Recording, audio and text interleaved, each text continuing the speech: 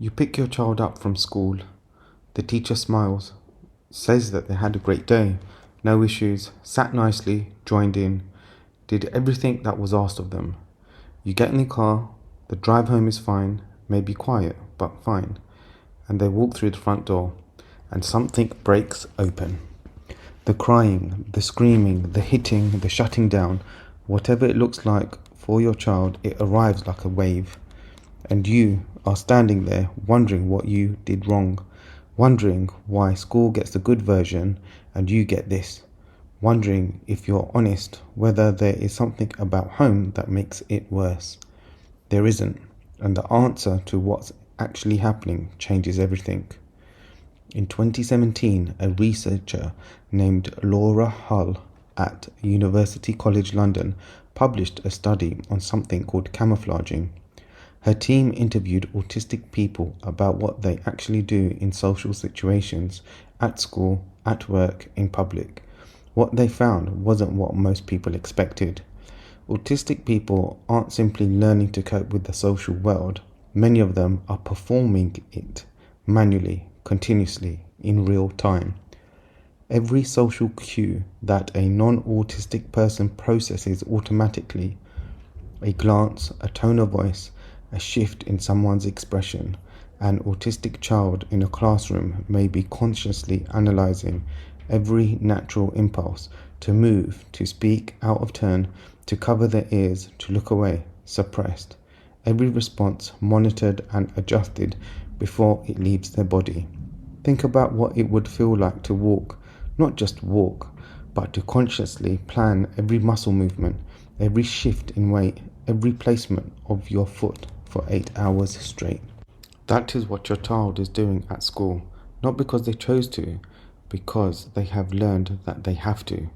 Hull's research found that this camouflaging is exhausting and that its costs accumulate invisibly. A 2024 study published in the journal Molecular Autism found something that makes that concrete. Autistic individuals who camouflage show significantly elevated cortisol levels throughout the day. Cortisol is the body's stress hormone.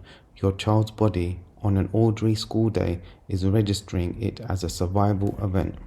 From the outside, they look fine. Inside, they are running at full capacity the entire time. Now here's the part the school never sees. In 2019, researchers Eilidh and Troxell-Whitman published a study in the Journal of Autism and Development Disorders. They surveyed 262 autistic adults about camouflaging, why they did it, where, and what it cost them. The findings were stark. The more someone performed, the more it wore them down, and the more it depleted something essential. Every resource your child has, cognitive, emotional, sensory, is spent at school, every last bit of it. By the time they reach your front door, there is nothing left. The meltdown, the shutdown, the tears that seem to come from nowhere, this isn't the beginning of something, it is the end. The controlled release of 8 hours of continuous, exhausting effort. And it happens at the home for one reason that matters more than any other.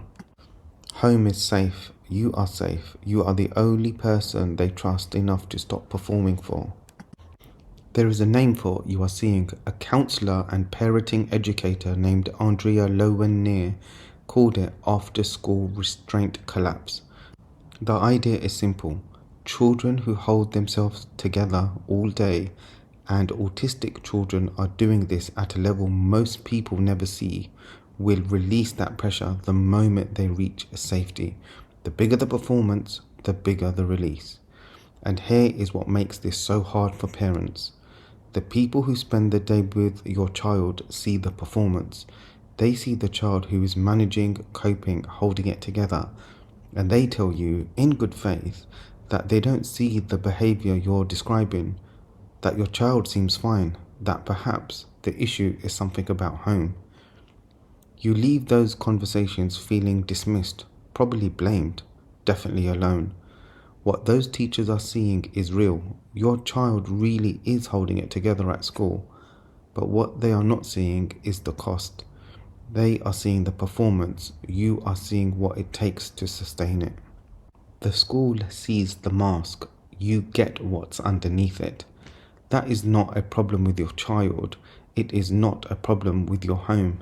It is the most reliable sign that your child has found a place where they don't have to perform, that your relationship with them is the one place in their world where the effort of being someone they're not is allowed to stop.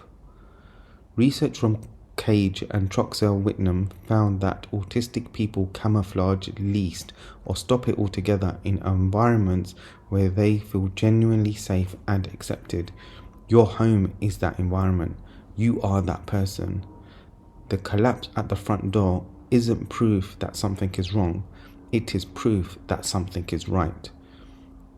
Every parent who has been told, "We never see that here," has carried a weight that doesn't belong to them.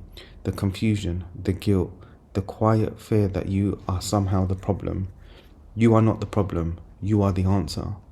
Your child spends their day becoming someone else so that the world will accept them. And they will walk through your front door and they get to stop. The wave that hits you in the hallway isn't directed at you, it isn't caused by you, it is released because of you. The front door isn't where your child falls apart, it's where they finally come back together.